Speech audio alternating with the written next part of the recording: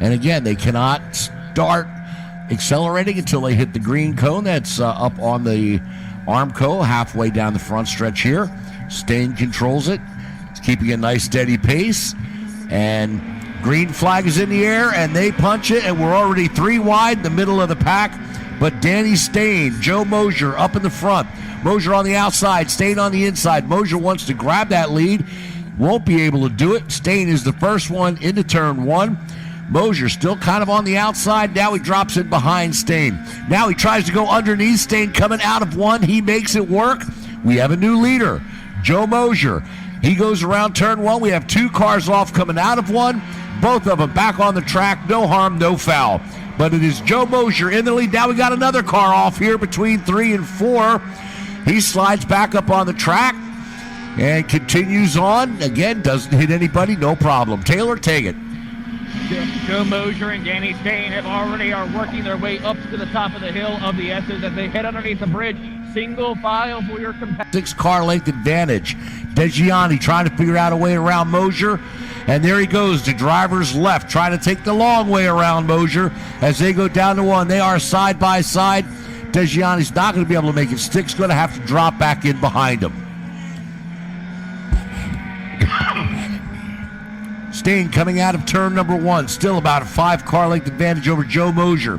DeGianni all over the back of Mosier. Drops back a little bit now, about a half a car length as they come out of turn 2, going into 3.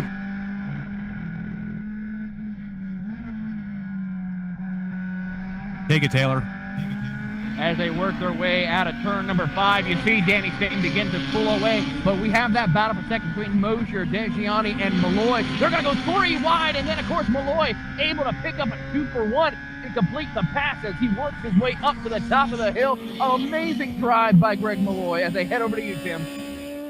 All right, waiting to see that, but Danny Stain is just out front right now with about 15, 20 car lengths over Mosier in that 36 as they're going through the braking zone here at turn number 11. Oh, the little bit of brakes going on there. I saw some sparks coming off those brakes as Danny Stain was in the braking zone at turn number 11 right before the start of the turn. He's still about 15 car lengths out right now in that number 9. Joe Mosier in the 30. Here, I would also like to give a little credit to Max Gee running in 4th all by himself. That in that Honda Prelude from Bellevue, Ohio, doing a good job and quietly just chipping away to try to get to 3rd place at Trevor DeGianni.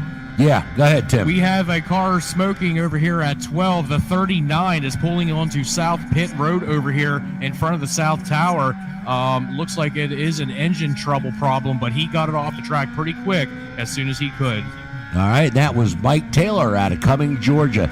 Danny Stain ran a 2:10, so he's now 7.6 seconds ahead of Greg Maloy as they are over by Taylor now.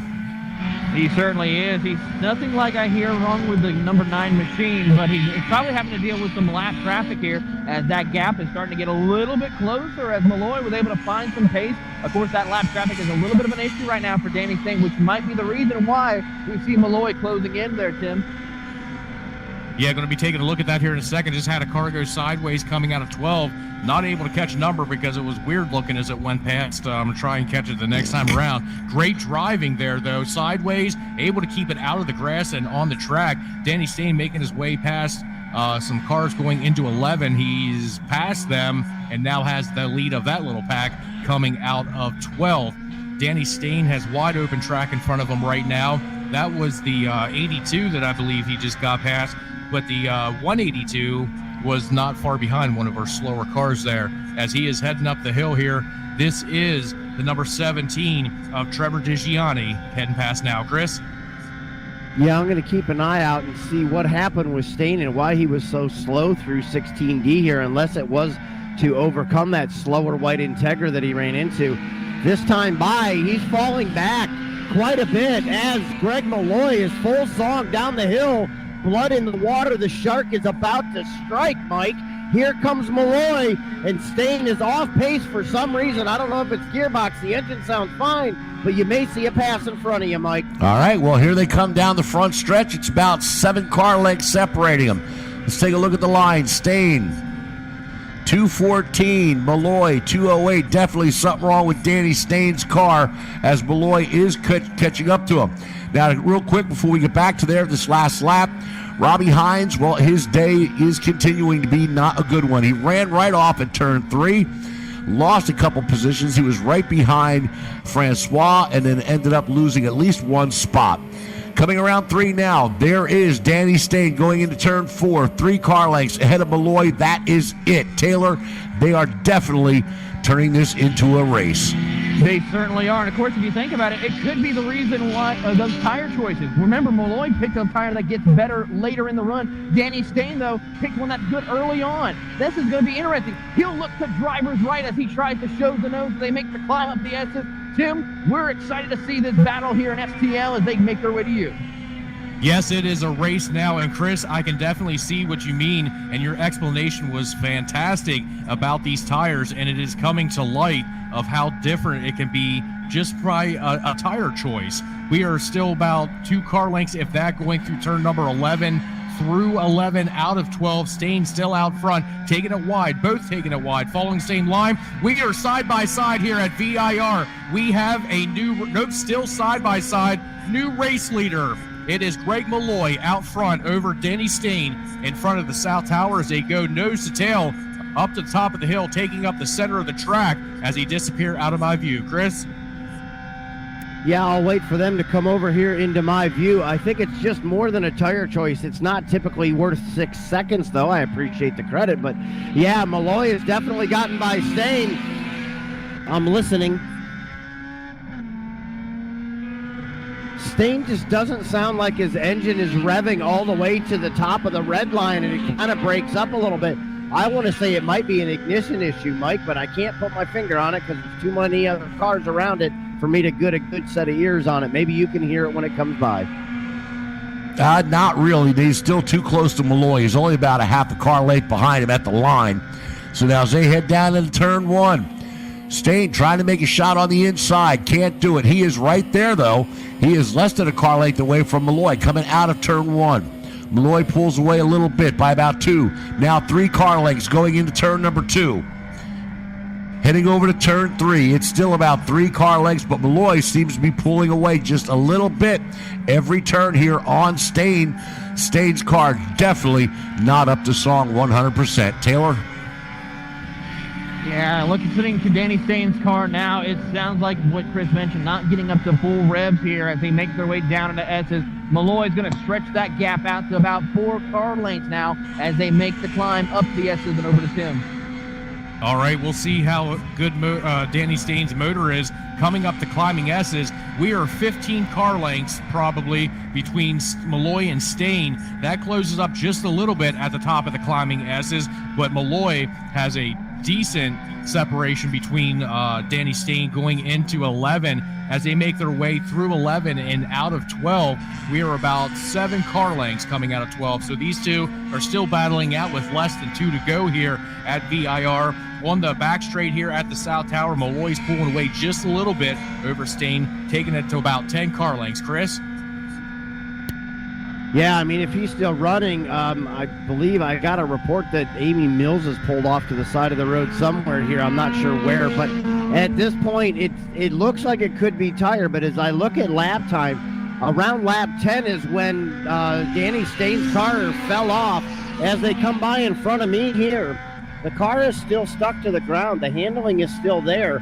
I see a waving yellow down in Hog Pen. Maybe that's where Amy Mills is. So as they come down the straightaway, Mike, with a little over a lap to go, Maloy's starting to stretch his advantage towards that national championship gold medal. That he is. He's up to about 6, maybe 7 car lengths at the line over Danny Stain. Maloy sees that white flag. We are on the last lap here at VIR. This is for all the marbles. And it is Maloy. Now, only about 4 car lengths ahead of Stain. Stain found something going into 1 down there, but here's the last time around is where Stain started dropping back behind Maloy. As Maloy starts to pull away, it's still about 4 car lengths. There's a slower car coming up that Maloy's going to have to deal with. Around turn 4, still about 4 car lengths. Taylor? Greg Maloy continues on his charge. He still has Danny Stain to worry about. One mistake from Maloy could cost him the chance of the championship as they snake their way up to the top of the S's. Maloy just trying to keep his head down and try to come out on top as they climb up to the S's. Over to Tim for the final time.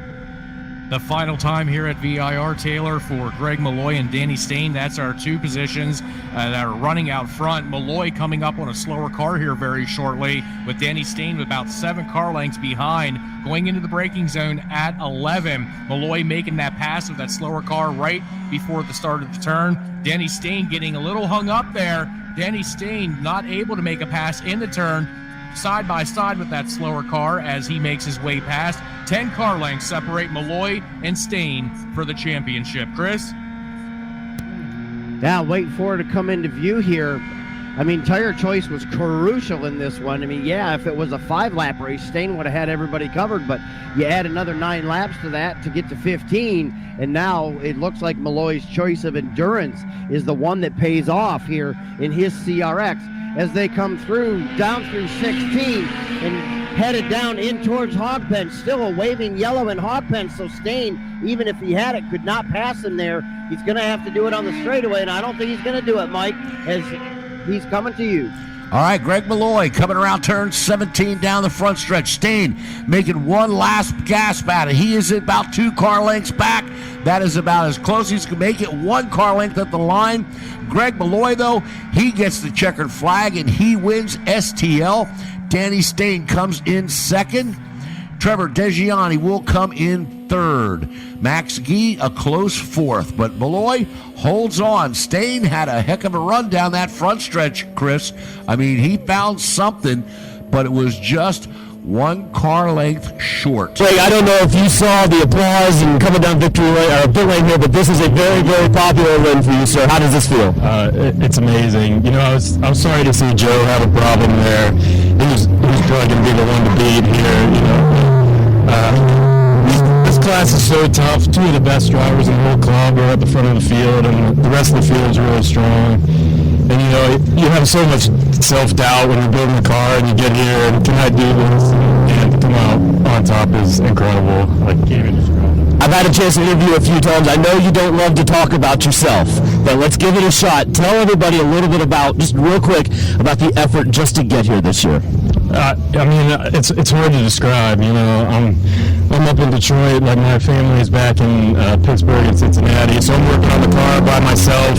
I just rent a house in Detroit, have a rented garage. The roof leaks. It sucks, but you know, you just keep grinding away, and you know, you make some strides, and finally you're within striking distance, and you just gotta close. And today we did it. Well, huge congratulations to you. Everybody here, Joe came over and congratulated you. Everybody's so happy to see you do it. You get to take one more lap, this one with the checkered flag in your hand. Enjoy.